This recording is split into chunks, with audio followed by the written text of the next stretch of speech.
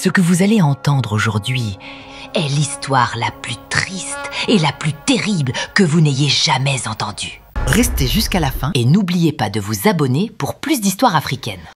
Le jour de l'enterrement, sous une pluie légère, la famille paternelle s'était réunie autour de la tombe. Oncle Albert, froid, la voix sèche. Bon, maintenant que Junior est parti, la maison et tout ce qu'il avait reviennent à la famille. Grâce, en larmes, tenant ses enfants contre elle. « Comment pouvez-vous dire ça? Ce sont les enfants de votre frère. Où voulez-vous qu'on aille ?» Tante Clarisse, méprisante. « Tu n'es qu'une étrangère ici. Ton temps est fini. Prends tes petits et partez. » Élie, les yeux remplis de larmes.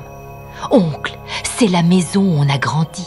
Papa avait dit qu'il voulait qu'on y reste. » Oncle Albert, criant « Ton père est mort! Ici, c'est la coutume qui parle. Dégagez !» Sans pitié, ils les ont jetés dehors, sous la pluie, sans rien, pas de vêtements, pas de nourriture, pas même un abri. Prisca, pleurant doucement en tenant la main de sa mère. « Maman, pourquoi ils nous font ça? Papa venait de mourir. » Grâce, la gorge nouée. « Je ne sais pas, ma fille, mais on tiendra, on va tenir, ensemble. » Ce fut le début d'une souffrance terrible et très triste pour cette pauvre veuve et ses enfants innocents. Avant le drame, Grâce vivait une vie paisible. Son mari, Papa Junior, était mécanicien dans un garage bien connu de Kinshasa. Ils avaient une maison en tôle bien tenue. Ils avaient une grande agrage moderne, 3 enfants qu'ils aimaient et même une voiture Mercedes ML. Oui, Grâce connaissait autrefois le bonheur. Grâce, riant à table avec ses enfants, « Demain, on ira acheter des beignets chez Mama Sophie. Vous aimez ça, hein ?» Les enfants en cœur heureux, « Oui, maman !» Mais la vie peut être cruelle, et en un clin d'œil, tout peut basculer. Quand Papa Junior est mort, la famille paternelle a volé tous leurs biens. Grâce, veuve et brisée, n'a eu qu'un choix, survivre. Elle s'est retrouvée à vendre du charbon dans les rues sales et poussiéreuses de Kinshasa. Sous le soleil brûlant, sous la pluie battante, elle prenait un vieux seau noir rempli de braise, marchant en la voyant. « Hé, Grâce, toi qui vivais bien avant, hein, regarde où tu es maintenant. » Chaque jour, elle rentrait les mains noircies, les pieds enflés et parfois sans rien vendre. Grâce à ses enfants le soir épuisés. « Pardon mes bébés, je n'ai rien vendu aujourd'hui. Dormez avec de l'eau, demain peut-être. » Élie, essuyant ses larmes. « C'est pas grave, maman, tant qu'on est ensemble. » Mais la misère s'acharnait. Parfois, ils passaient des jours sans manger. Les enfants fouillaient les poubelles pour chercher des restes. Les passants les insultaient, les voisins riaient d'eux. Femme du quartier en ricanant, « Voilà les enfants de Grâce, toujours en train de mendier. » La pluie mouillait leurs habits troués, le vent de la nuit les glaçait jusqu'aux os. Et malgré ça, Grâce se battait, jusqu'au jour où la maladie l'a emportée. Ce soir-là, il pleuvait encore sur Kinshasa. Les rues boueuses sentaient la misère. Grâce, affaiblie depuis plusieurs jours, n'arrivait même plus à tenir debout. Le visage amaigri, les lèvres fendillées, elle avait cessé de vendre du charbon. Sous un petit abri en planche, entourée de ses 3 enfants, elle toussait fort. Chaque toux semblait lui arracher un morceau de vie. David, pleurant doucement, « Maman, dis quelque chose. » Prisca, en larmes, secouant doucement sa mère, « Maman, ouvre les yeux, s'il te plaît. » Grâce, dans un souffle, la voix cassée, « Mes enfants, pardon, maman n'a plus la force. Je crois que c'est la fin. Pardon de vous laisser comme ça. » Élie, posant sa tête sur la poitrine de sa mère en sanglotant fort. « Non, maman, tu peux pas nous laisser. Si tu pars, qui va nous protéger? Qui va nous embrasser le matin ?» Grâce, une larme coulant sur sa joue sale. « Prenez soin les uns des autres.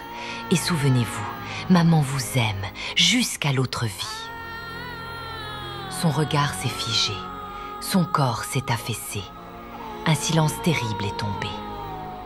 Prisca hurlant de douleur. « Maman, réveille-toi, ne dors pas comme ça !»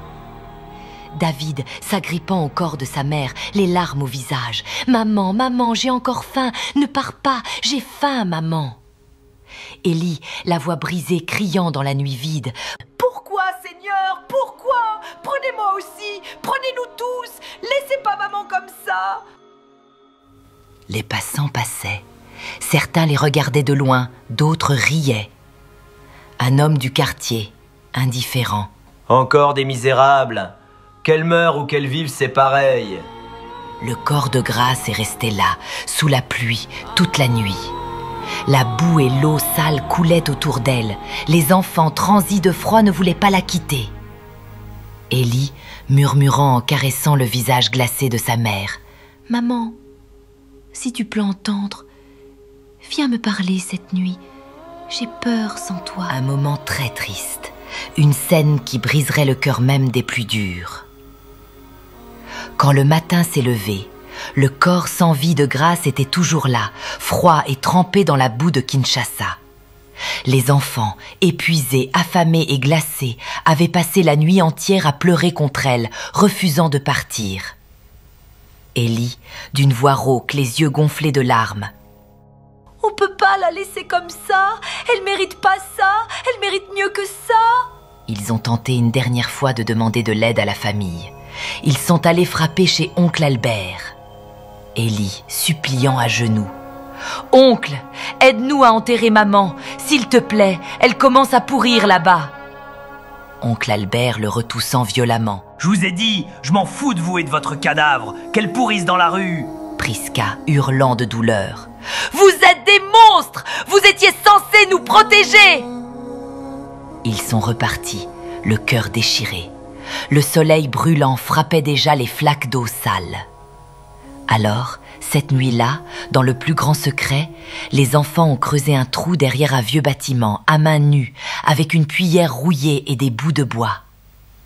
Le trou était petit, trop petit pour un corps, mais ils n'avaient pas le choix. David, en sanglotant. « Maman, on va te mettre ici, pardon, on n'a rien d'autre, pardon !» Ils ont pris le corps de leur mère, enveloppé dans un vieux pagne sale, et l'ont déposé délicatement dans ce trou boueux. Prisca, tremblante, caressant la joue glacée de sa mère. « Je voulais encore que tu me chantes une berceuse, je voulais encore sentir tes bras, pourquoi tu nous laisses ?» Élie, les mains couvertes de terre. « Maman, je promets, si un jour je grandis, je reviendrai ici, je viendrai te mettre des fleurs, je te le jure, maman !» Ils ont commencé à refermer la tombe de fortune avec de la boue et des morceaux de briques cassées. Prisca et David, la voix cassée, murmurant ensemble. « Repose en paix, maman, on t'aime. » Leurs sanglots étouffés résonnaient dans la nuit, pendant que la ville de Kinshasa poursuivait son bruit, indifférente à cette scène très triste et inhumaine. Élie, dans un dernier murmure, fixant le ciel noir, « Veille sur nous, maman. Viens encore me parler cette nuit. On a peur sans toi. » Après cet enterrement clandestin, la vie a continué dans le quartier. Les passants marchaient dans la boue, les vendeuses criaient au marché, et la famille paternelle de Grâce continuait de vivre comme si rien ne s'était passé. Mais dès la première nuit, des choses étranges ont commencé. Tante Clarisse, dans sa chambre, devant son miroir brisé, elle se préparait à dormir quand, dans le reflet du miroir, une silhouette pâle est apparue derrière elle. C'était Grâce. Tante Clarisse paniquait, criant « Ah, Grâce !» Le visage de Grâce, sale et trempé de pluie, les yeux fixes, un filet de sang coulant de ses lèvres, la regardait sans rien dire. Tante Clarisse a crié et le miroir s'est fendu, mais l'image restait là, inchangée. Le lendemain, chez oncle Albert, alors qu'il se lavait les mains dans une bassine d'eau, il a vu le visage de Grâce dans l'eau sale. Grâce, dans un murmure glaçant, « Pourquoi? Pourquoi m'as-tu abandonné ?» Oncle Albert, paniqué, reculant, « Non, non, Seigneur, non !» Il a renversé la bassine en courant hors de sa maison. Les nuits suivantes, les choses se sont aggravées. chaque fois qu'ils tentaient de dormir, ils entendaient les sanglots d'enfants dans la maison. Voix des enfants très faibles, comme des murmures venant du sol. « Maman, j'ai faim. Maman, j'ai froid. Maman, pourquoi ils nous ont chassés ?» Les murs suintaient d'eau, les lampes vacillaient, les miroirs se brisaient. Tante Clarisse, pleurant à genoux dans son salon, « Grâce, pardon, je t'en supplie, laisse-moi tranquille. » Mais partout où elle allait, dans les seaux d'eau, les vitres, même dans l'ombre, le visage triste et silencieux de Grâce réapparaissait. Puis, un à un, ils ont perdu la vue. Oncle Albert fut le premier. En pleine journée, ses yeux se sont obscurcis. Oncle Albert hurlant « Je ne vois plus, Seigneur, je suis aveugle !» Puis tante Clarisse et les autres membres complices. Ils sont devenus des aveugles errants dans ces mêmes rues où ils avaient abandonné Grâce et ses enfants. Et pendant ce temps, les enfants de Grâce, malgré la souffrance, ont survécu. Jusqu'au jour où la Providence les a frappés, ils ont gagné la DV Loterie, une lueur dans la nuit. Ils ont quitté Kinshasa pour une nouvelle vie, mais dans leur cœur, la douleur et les souvenirs ne s'effaceront jamais. Des années plus tard, loin de Kinshasa, dans un parc calme et ensoleillé d'Amérique, Élie, Priska et David, devenus adolescents, riaient ensemble. Des enfants noirs, libres et heureux, courant dans l'herbe verte, respirant un air qu'ils n'avaient jamais connu. Élie, assis sous un arbre, regardant le ciel bleu. « Vous vous souvenez de cette nuit, sous la pluie, quand maman est partie ?» Priska, baissant les yeux, la gorge serrée. « Je m'en souviens chaque jour, grand frère. Mais regarde où on est maintenant. » David, sautant, le visage rayonnant. « On est vivant, on a survécu, et je sais que maman nous regarde d'en haut. » Autour d'eux, des enfants américains jouaient, des familles pique-niquaient. Mais dans le cœur de ces trois orphelins, les cicatrices du passé étaient encore là. Élie, se levant, s'adressant aux enfants autour de lui. « Écoutez-moi, tous ceux qui m'entendent. La vie peut vous arracher tout ce que vous avez. Les proches peuvent vous trahir. Mais tant que vous respirez, vous avez encore une chance. » Priska, les yeux brillants. Ne vous moquez jamais de celui qui tombe, car demain, ce sera peut-être vous. Et celui que vous avez méprisé hier deviendra peut-être celui que vous regarderez en bas. David, levant les mains au ciel, nous sommes la preuve que Dieu n'abandonne jamais les orphelins. Un petit vent léger a traversé le parc, et à cet instant, ils ont senti comme une chaleur douce autour d'eux, comme si une main invisible les avait enveloppés. Élie, en murmurant « Merci maman, on n'oubliera jamais ». Cette histoire n'est pas qu'un conte, elle est une leçon. Le mal qu'on sème finit toujours par nous rattraper. Et même dans la nuit la plus noire, il y a toujours une lumière quelque part. Ne méprise jamais celui qui souffre, car demain, il pourrait te dépasser.